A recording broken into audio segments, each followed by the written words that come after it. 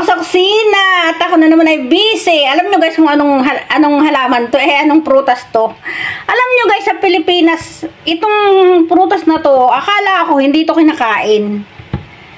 Kasi, nung araw, gumagapang-gapang lang ito kung saan. Ay, dito ko lang napatunayan sa Taiwan na ito pala ay kinakain at ang sarap ng nasa loob niyan, maasim.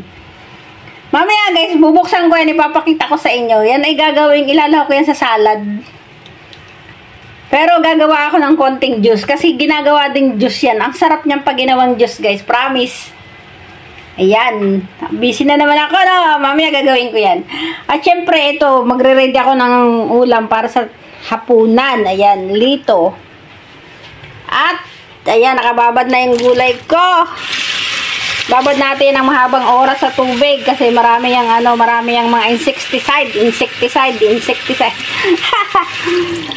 At syempre, magluluto ako ng kamuti para sa alaga ko yan. At hindi lang sa alaga, sa amin na rin. Marami akong gagawin dyan. At syempre, nagluluto ako ng humba. Yan, yung humba na yan, lalagyan ko yan ng kamuti. Wala kasing saging, kaya kamuti na lang. Pwede naman yun, guys. Gayahin nyo na lang ako. O, diba? At syempre, nag-bake ako ng cake. Ayan. Para pagkain namin ni Evalyn. Ayan, o. Simpleng cake lang yan, guys. At chocolate ang flavor. Ang sarap. So, ayan. Takipan na natin kasi hindi pa masyadong luto. Balik tayo dito sa gagawin ko, guys. Ito. Eto, hihiwain ko na yan guys at ipapakita ko sa inyo kung paano. Kung ano yung nasa loob niyan. Sa hindi nakakakilala, pero dito sa Taiwan, kung nandito ka, kilala mo na to. Mahal yan dito guys sa Taiwan, grabe. Sa Pilipinas ay pagkain lang yan ng ibon. Nasa gubat lang yan. Paggapang-gapang lang sa gubat. Pero dito sa Taiwan, hindi mo akalain na sobrang mahal pala yan at sobrang sarap. Ngayon ko lang napatunayan guys. At ito na guys, yung yung loob niyang na yan, prutas na yan guys, o ayan o, maasim yan. Pero tandang-tanda ko pa, nung maliit kami, pag nakakita kami yung hinog, nagbabaa kami yan, tapos kumakain kami. Nung nasa bukid talaga kami nun guys. Daming-dami talaga sa bukid, pero ayan, kinakain namin yan sa bukid. Pagka kasama namin yung mga ibon habang kumakain.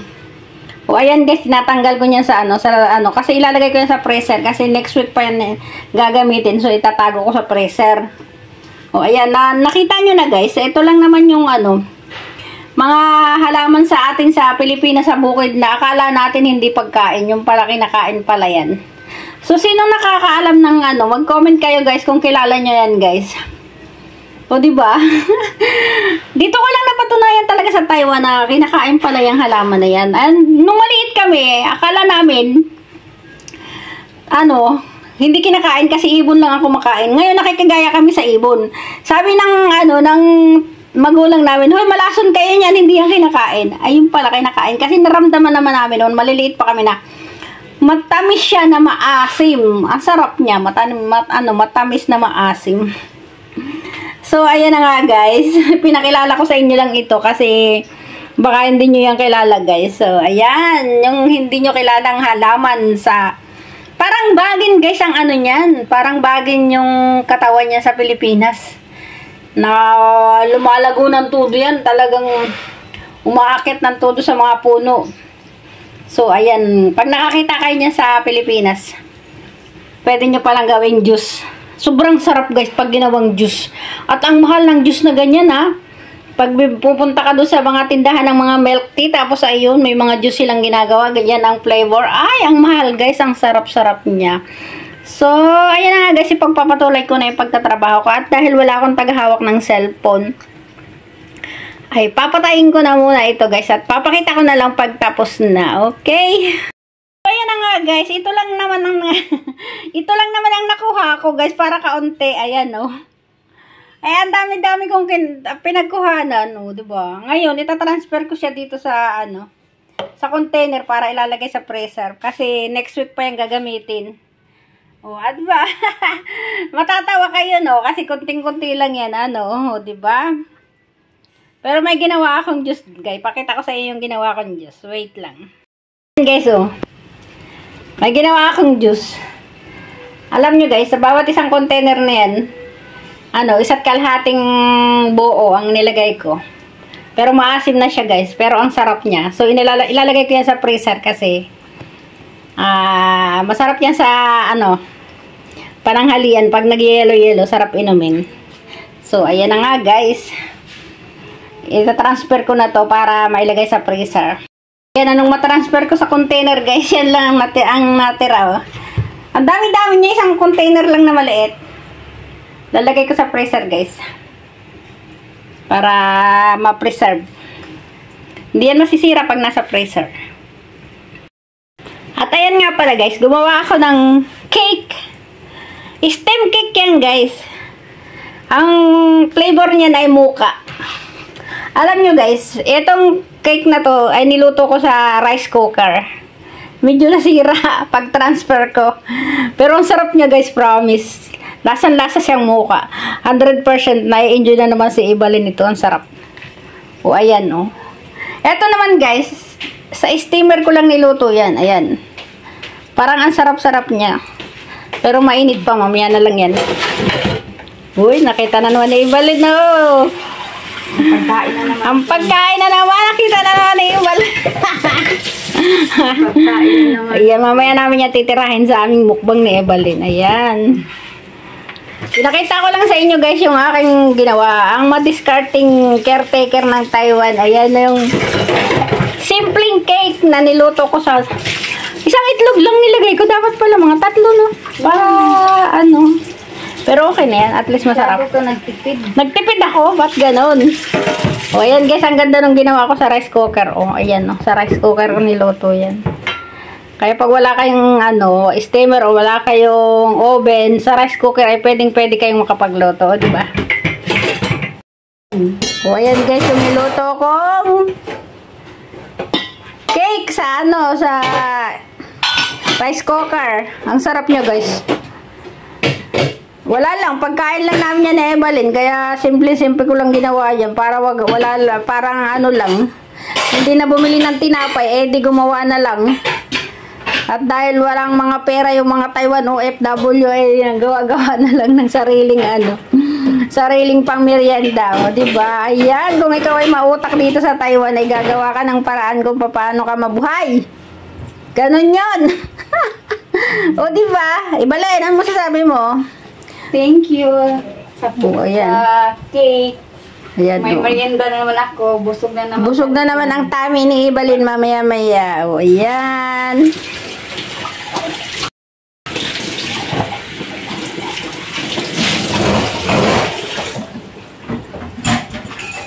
Pero may pag-nilaan talaga ko. Nga pala guys, yung sample kung paano ilahok sa salad yung aking prutas na hiniwa-hiwa. Eto guys ay kondol. Sa Pilipinas ang kondol din sa atin pagkain lang sa baboy. Pero yung iba ginagawang sweet. Dito sa Taiwan talaga napakamahal ng kondol. Ginagawang ulam, ginagawang sabaw, gulay at ginagawang salad. Eto na yung kondol na salad guys.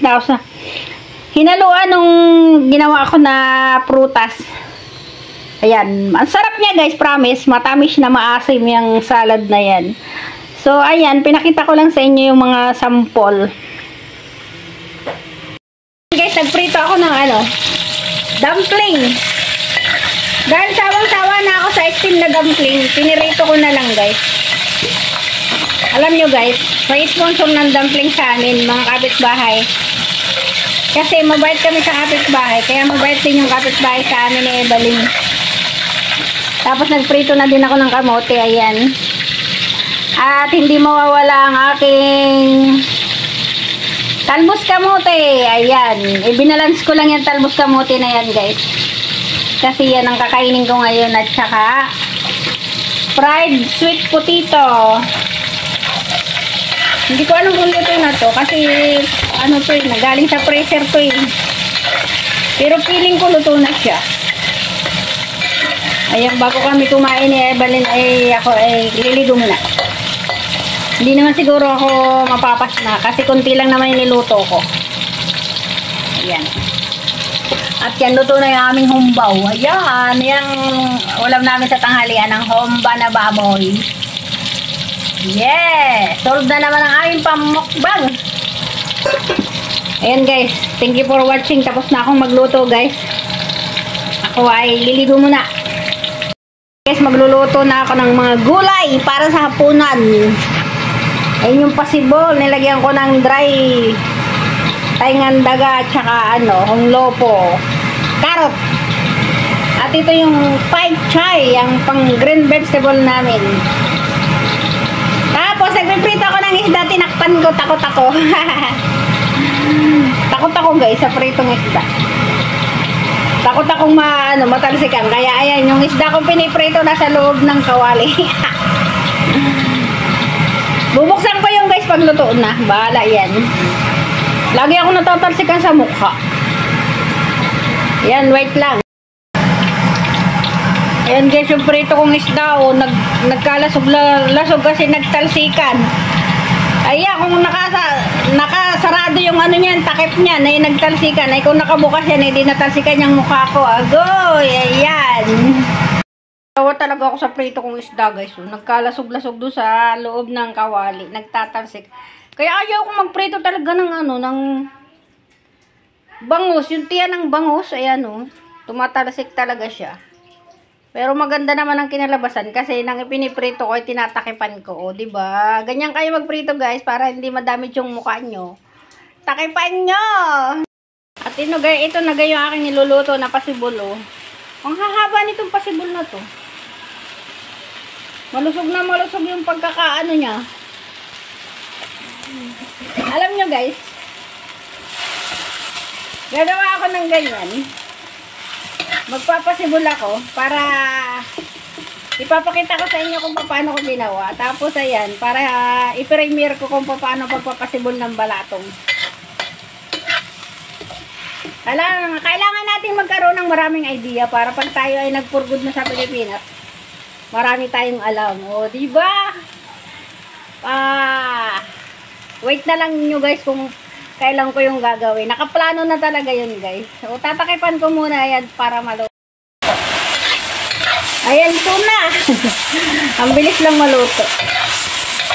Wala ibang lukin guys. Asin lang at saka paminta. Yan, ahunin na. Luto na. Ayan, ito na yung last na lulutuin ko guys. Ang pichay. Pichay sa Taiwan. Tatakipan ko siya guys kasi kalalagay ko lang. Makita nyo guys, punong-puno yung kawali. Pero pag naluto yan, parang isang pinggan lang yan na malaki. Ayan, tatakipan ko na muna ang aking niluluto. Ayan, sabi ko sa inyo guys, pag naluto siya, wala pang... O, ayan. Isang lang yan, isang bandihado lang na maliit yan guys.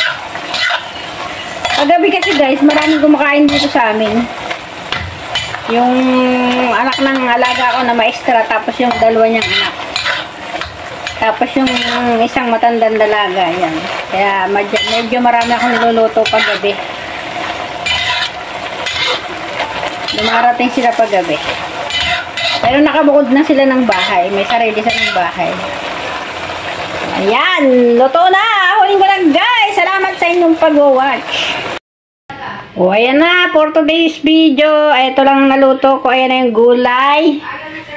Pasibol, ayun yung isdang nagkalasog-lasog. Tapos ang karni. Yan chungro yung kahapon ko niluto, ininit ko lang. Tapos syempre ang kamote. Ang kamote kasi guys, kinakain niya ng alaga ko. Tsaka yung matanda kong dalaga. Yan, ito yung pagkain ng alaga ko. I-blender ko siya. So ayan, maraming salamat sa panonood. I love you all guys. Bye bye.